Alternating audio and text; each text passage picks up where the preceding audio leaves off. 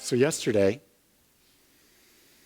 I was coming back from teaching class, and what's so fascinating, I go past the Kroger store, and there's this tent out in front, and there's all these cars by this tent, and everyone was what?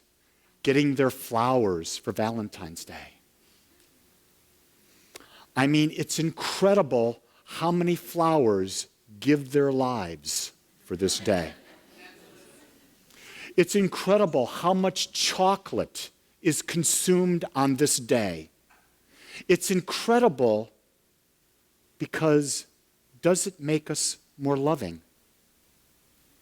That's really the key that I want to ask here. Is giving the gift that we're sort of programmed to give causing us to be more loving, or is it an artificial expectation that we've bought into that if we don't do that, we're not in love with the person, ergo there should be a consequence to us, ergo the wrath, disappointment, anger, disdain, unloving expectation. So I came to the idea, so let's talk about what is love. It's not something you give and receive. Love is something you are. It is unique to you, and it's what makes you special. Love is power. You see, it's what you are. You don't have to become something different. You do not have to change. You don't have to go anywhere. You don't have to be with anyone. You are love right where you are. You are the emanation of the infinite that's been given the power to create out of itself this life that is so perfect, that is so beyond anything, that it's all that exists. The key thing is, we've not embraced that idea. We've placed this idea that love is something beyond me, and I must attract to me that which will allow me to feel whole and perfect. You see, the second we try to go outside and make ourselves whole and perfect, we set ourselves up for defeat immediately. We set ourselves up to have many, many breakups, many, many serious talks. How many here have had serious talks? I mean, are you not tired about serious talks? I go back to when I was 19 for a year and a half. All I did was have serious talks. It's still running in the background of my mind that one of these days my wife's going to want to have a serious talk. And I'm blessed every day, every night I go to bed and I say, thank God that Jean has not asked for a serious talk. Over 43 years, no serious talk. Why no serious talk? Because I'm not expected to be anything other than I am.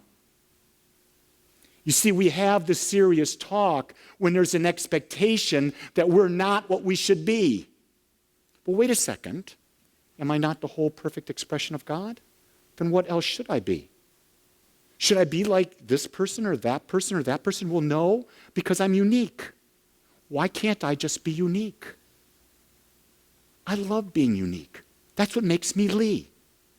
I love being radical. That's what makes me Lee. I love being unpredictable. That's what makes me Lee. I love pressing people's buttons. That's what makes me Lee. It's a gift to press buttons. So I talk about this idea of love is power. And that's really sort of say, so what does that mean, love is power? Well, when I love myself, I accept myself and I become united with that which is all. And in my unification with that which is all, I have power. So I have 3 keys to living a powerful life. There's just 3. And the first one is this. We can use this power when we recognize and know that the universal mind that created all things is in us. It is working through us. And it is working for us. That's step 1. That's the idea. When we get into it's the first 2 steps of what we call spiritual mind treatment. It is the recognition that God is all there is and there's nothing but God. God being universal mind, God being infinite consciousness. This infinite consciousness that is all so chose to individualize itself. And as it individualized itself as everything that exists. Therefore, everything that exists is a point of consciousness within the universal mind. Being a point of consciousness within the universal mind, it is always working through us. It's always working with us. And guess what? It's always for us. It's never against us. It's not trying to do anything. It's for us. It responds to us. So if we go on, here's the key. It responds to our word. Our word is either conscious or it's unconscious.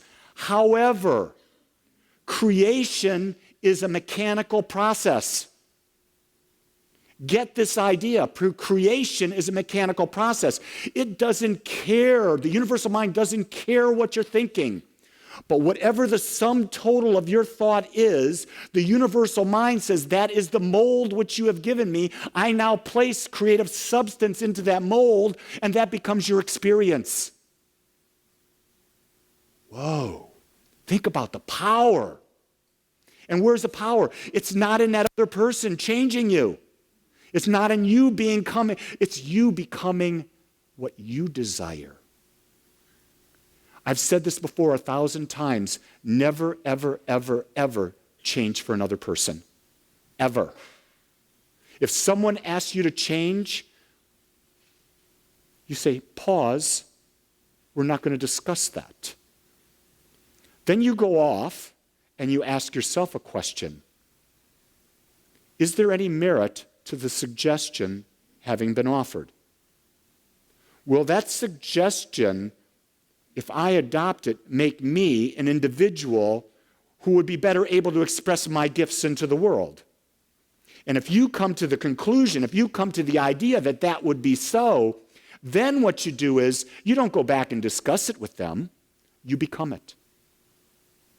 And guess what happens when you become it? You attract the experience of that which you become. Because the law is mechanically responding to you. What you become, you attract. What you become, you also repel. Do you hear that? See, the law of attraction is both a law that draws us to and it pushes away. So if, for example, you're seeking money and money's moving away from you, it's not coming to you, you've got to ask the question, where is the predominant nature of my thought? Because somehow that thought process I've got is repelling money. Because if you were a vibrational match, it would come to you. One of the things I understand is that the whole universe, every thought, every word, every action, every event already exists. But how we focus on it, we attract. Here's the key. Our thought interprets the world and it determines our relationship to it. You see, the world is out there for everyone on the planet right now, is it not? There are 7.5 billion people out there. And those 7.5 billion people have the same possibility of seeing the same experience. But where are they looking? Based on their perception. Where's their perception? It's based on their mental pattern. Their mental pattern comes from where? It comes from their parents. It comes from society. It comes from churches. It comes from politics. It comes from all of these things. And when we adopt that, we begin to live unconsciously. And the law doesn't care, does it? The law doesn't care. The law gives us what we think about, mechanically responds, and we get the experience. Some people say, well, that's a very impersonal law. I look at it and say, no, that law is really personal. Because the law is responding to me. It's not responding to what you think about me. It's responding to the nature of the thought that I think about me. Now, that's the greatest personal relationship you can have. That's truly a love relationship, isn't it? A love relationship is a power within you that says, I'll give you anything you want, and you'll tell me what you want by how you think. My God, that's the greatest gift in the world, isn't it? When you embrace it and know it. Second key. This is important, to have a clear purpose in life. How many here have a clear purpose in life? Very few. Very few really have a clear purpose in life. And so this was one of the insights. This is one of those hot tub revelations. This is what came to me this morning, and it was this. Our life purpose is to discover and use our unique gifts and talents in a meaningful way that not only brings value to our life, but brings value to the lives of others. This is not totally unique to me. This is a combination of a lot of the great speakers that I've heard talk. But this morning it became really clear, because let's look at it this way. Each one in this room is unique. Would you agree? Each one of you has different talents and gifts, do you not? Now you can take those talents and gifts and you can apply them in the universe in infinite ways, can you not? And if you apply your gifts and talents and you put it in a way that it becomes a blessing to you, will that not be a blessing to others? And are you not living in love? Is this not what self-love is? So if I can embody my gift, my unique talents, my unique perspective, and I can come up with my way of being service, and it serves me, and I'm in love with Lee, I can't help but be in love with you. Because in that moment that I'm doing this, am I not authentic? See, authenticity is a key to love. This is where a lot of relationships, people will look at you and they'll say, you know, you're being phony. When they say phony, they're saying you're not being authentic. Authenticity means a clear vision of your purpose and that you are aligned with it and you're living with it. So here we are now. We're connected to this infinite power. We know it is moving in us, through us, and it is for us, is it not? And it's given us the ability to create. It doesn't judge us. See, this is really a key thing. Love cannot have judgment. If someone says, I love you, and they judge you, they're lying. It's that simple. A loving God cannot judge you. You cannot have those two things together. Do you understand that? They cannot exist together. It's impossible. Love cannot judge, because when you judge, you cannot love. Love is accepting the beauty and perfection of you as you are today.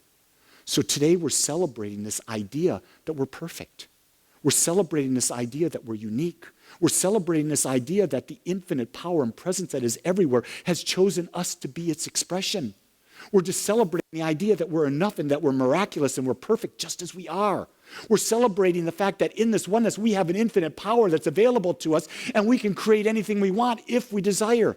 So the third step in our process is this. We have to consciously direct our thinking toward what we want.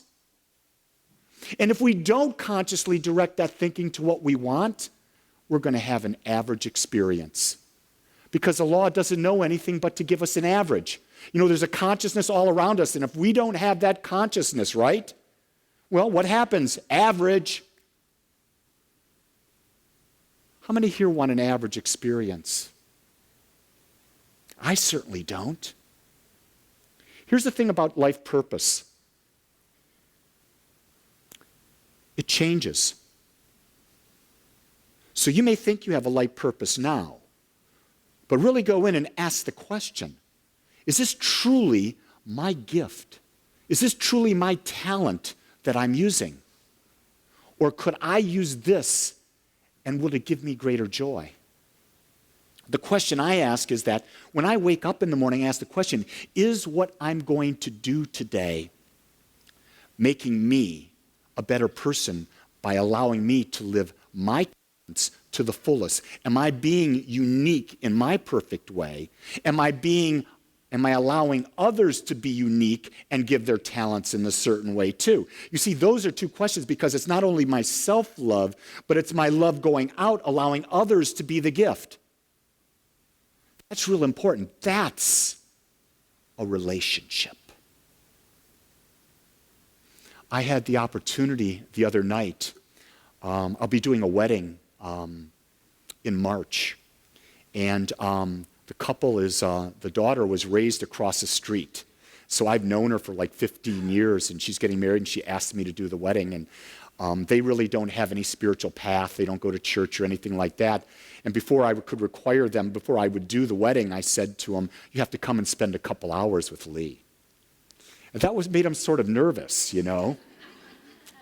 So what I did is I took the video that we did of my 2-hour relationship workshop, and we literally sat down and we went through it, and we would pause and that type of thing. Here's the interesting thing. These are two very, very bright people. One's going, I think, going for a PhD. The other's got a degree. Very talented people. They had no idea of the principles of love.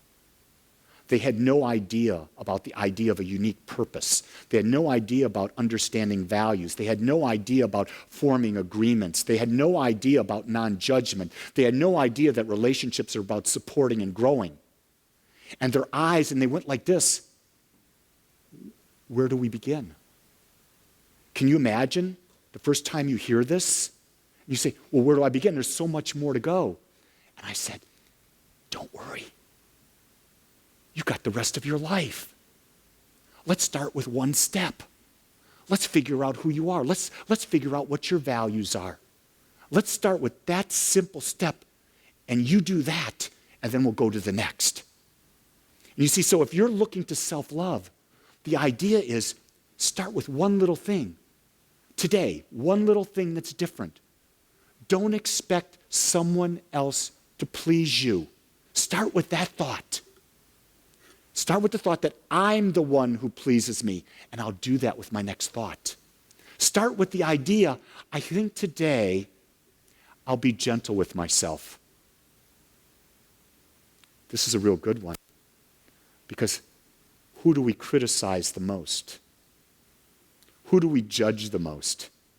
Who do we beat up the most? Anytime we're beating up on someone else verbally, we're really reflecting what we're doing to ourselves. Do you get that? We don't do anything. This is one of the most beautiful things that's in the book, The 4 Agreements. Never, ever, ever take anything personally, because no one ever does anything to us. They only do it for themselves. When you can embrace the idea that they're only doing it for themselves, you walk through life and you are like untouched. Because you realize there's nothing on you. There's no Velcro for it to stick onto. You're Teflon, it slides off of you. You don't need it because it's not relevant in your life. That's self-love. Do you see that? Self-love can walk through a family gathering where everyone is just as toxic as all hell. Anyone got a family like that? Don't raise your hand. We've all got those family members. Don't raise your hands. I see big smiles out there. Oh, you know my mother and father, do you? Yes, I do. You walk through and you are light. And the light that you are, the darkness that's trying to come in is so bright it cannot penetrate you. You are untouchable because you made a decision to be untouchable. Most importantly, you've made a decision to love. The best gift you can give someone in your life is to tell them, I accept you as you are. I accept you, every single aspect of you. I accept. And I'm grateful to have you in my life because what you do for me is you mirror back to me. You see, this is what relationships are. They're mirrors. They help mirror back to us so that we can grow and we can be supported. And that's the only reason we're in relationships. The only reason, other than maybe a little sex now and then. Laugh, that's a good one. You didn't think so, I did.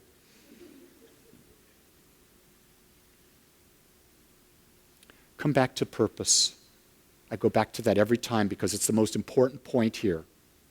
It's about what are your unique gifts and talents, and how can you bring them into the world to express them, which gives you joy and brings joy into the lives of others. It could be that you have a gift of cooking vegan food. Don't laugh, there's 2 of them here. If you got that gift and you give that gift to the world, there are people that want that gift, that will revel in that gift, that will design, my God, people looking for that. If you have a gift that you are a shoemaker, There are people that are looking for a good cobbler, that are looking for that. If that's your joy, see, it doesn't have to be lofty. You know, we have this thing that our dream has to be really lofty. No, what is your talent? What is your talent? Are you an accountant? We've got accountants in here. I know that. I know them.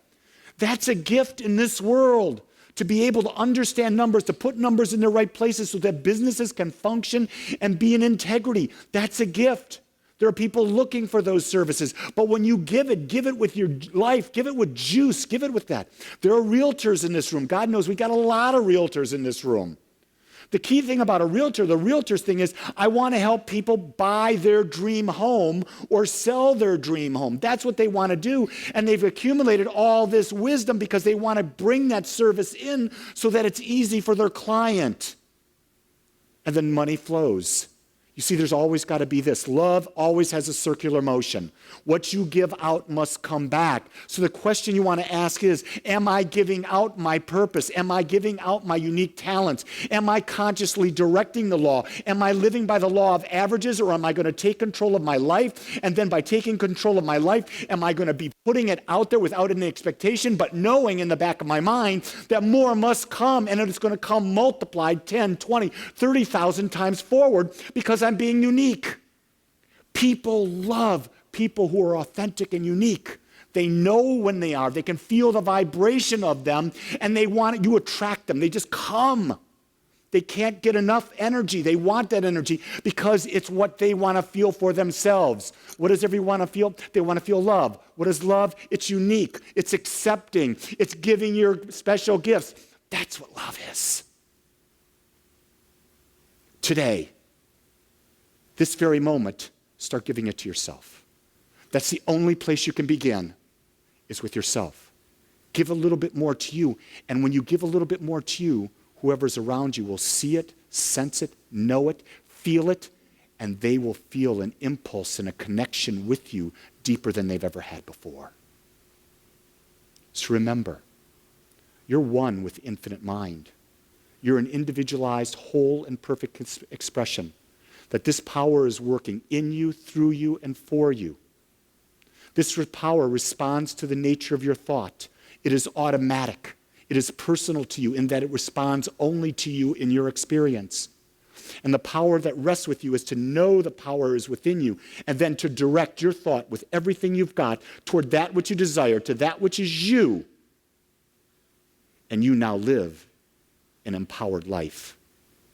You live as the most powerful human being that you can possibly be on this planet at this time. The gift you've been looking for is in you. It's always been with you. It always will be you. Let's pray.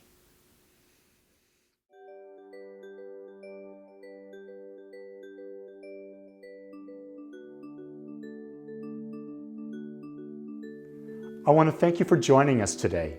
I am so grateful that you took your time to watch or listen to this message. If you found this message beneficial, I would ask you to go to our website.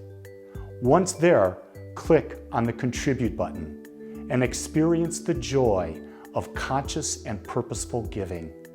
It is through your gifts that we are able to bring this message to the world. I would also ask you to please share this message with anyone you feel might benefit. Again, I want to thank you for joining me and the Agape community as together we bring joy to life.